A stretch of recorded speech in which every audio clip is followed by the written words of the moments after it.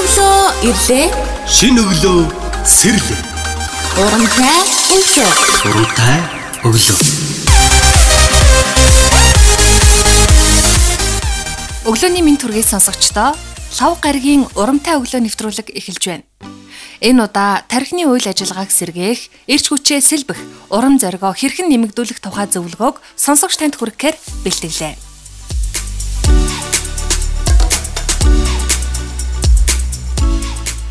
Техасын их сургуулийн тархины эрүүл мэндийн төвийн эрдэмтэн доктор Чапман хүний тархины талаар сонирхолтой судалгаа хийжээ.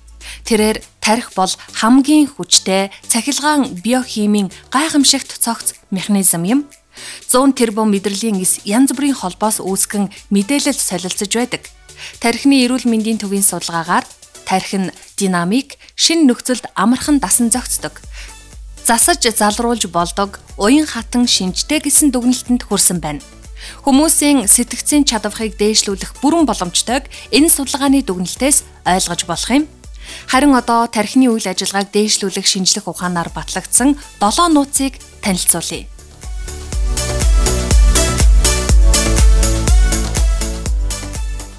1.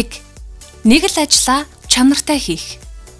Олон зүйлийг зэрэг гүйцэтгэдэг, өөрийгөө янз бүрээр сорих дуртай хүмүүст хэлэхэд нэг л зүйлийг сайн хий гэж зөвлөмөр байна. Харин үүний оронд нэг ажлаас нөгөө рүү хурдан шилжих хэрэгтэй. Олон ажлыг зэрэг хийх нь тархийг ядрааж, стрессийн даавруудыг идэвхжүүлдэг. Нэг ажилдаа бүх анхаарлаа хандуулах нь оновчтой байдал, шин санаачлага болон хурдыг нэмэгдүүлдэг. 2. Мэдээллийг хязгаарлал. Өндөр хурдны технологи, холбоо харилцаа асар хурдан хөгжиж байгаа өнөөгийн нийгэмд бидний авч байгаа мэдээллийн хэмжээ 20 жилийн өмнөхөөс 200 дахин их байна. Судалгаагаар энэ мэт их мэдээлэл нь сөрөг зүйлийг дагуулдаг болох нь тогтоогдсон. Дээд зэргийн ажилдаг оюун ухаан юунд хязгаарлалт тавьж, юунд анхаарал хандуулах ёстойгоо сайтар мэддэг. Ач холбогдолгүй зүйлийг хасах тархины байглаас заяасан чадварыг нэмэгдүүлэхийн тулд авч байгаа мэдээллээ хязгаарлах хэрэгтэй. 3. Анхаарал сарниулах зүйлсийг холдуул. Хүн дунджаар 3 минут л ажиллаад анхаарал нь сарндаг. Технологи нь бидний тархийг анхаарал сарниулагч зүйлсд донтуулж, мөн анхаарлын багтаамжийг өөрчилдөг байна. Бид нэг л мэдэхэд өөрийн ирэхгүй шинэ имэйл, мессеж эсвэл сошиал медиа пост гэх мэтчлэн дараагийн дохиог хүлээж суудаг. Гар утас компьютерийнхаа дууг хааж, ажлынхаа өрөөний хаалгыг хаах нь ажлаа гүйцэтгэх тархины чадварыг хурдасгаж байдаг байна. 4. Томоор сэтг. Тархи нь аар сар зүйл, жижиг хэсгүүдэд хит их анхаарал хандуулснаас болж дарагддаг. Асуудал шийдвэрлэхдээ эсвэл шин санаа олох гэж байгаа бол алсын хараатайгаар холоос харах нь асуудлыг харах өнцгийг өөрчилнө. Ингэснээр шилдэг санаа, гайхалтай шийдлүүдийг үйлдвэрлэх тархины системийг бэхжүүлнэ. Жижиг зүйлд хит удаан бүү төвлөр. 5. Эрч хүчээ хуваарлал. Сэтгцийн эрч хүч мөн бие махбодын эрч хүч шавхагддаг.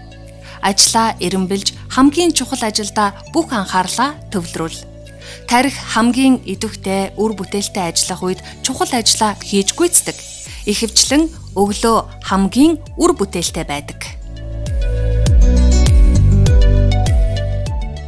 6. Шинэ зүйлийг эрэл хийл. Нэг хэвийн хэмнэлээсээ гадагш алхах нь таны эрүүл мэнд, үйл ажиллагаанд маш чухал. Бидний тархи шинэлэг зүйл рүү байнга тэмүүлж байдаг. Тиймээс мэдлэгээ тэлж, шин чадваруудыг эзэмшиж, өөрийгөө сорь.